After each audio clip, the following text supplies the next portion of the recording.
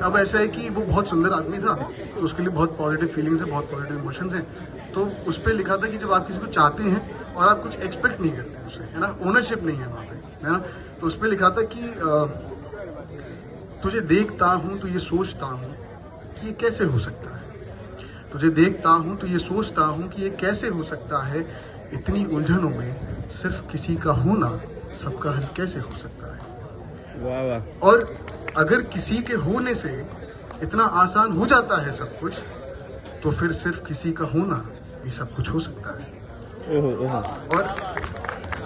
और अब नज़दीकियाँ बढ़ गई तो उसमें आपको खामियां दिखती हैं, तो उस पर लिखा था कि मगर हो सकता है कि खामियों के बहाने कुछ मगर हो सकता है कि नज़दीकियों के बहाने कुछ खामियां झलक जाए, मगर हो सकता है कि नज़दीकियों के बहाने कुछ खामियां झलक जाएं, और मुझे हौसला भी यूँ है कि तू और पसंद आ जाए, फिर ये भी हो सकता है।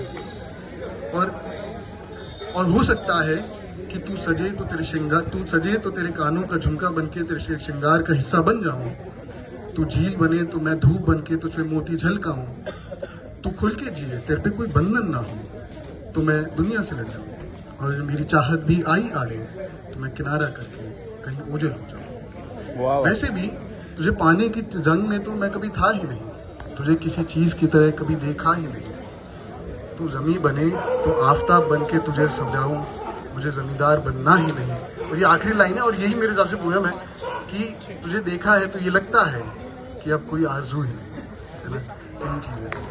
इतना ही था, थैंक यू।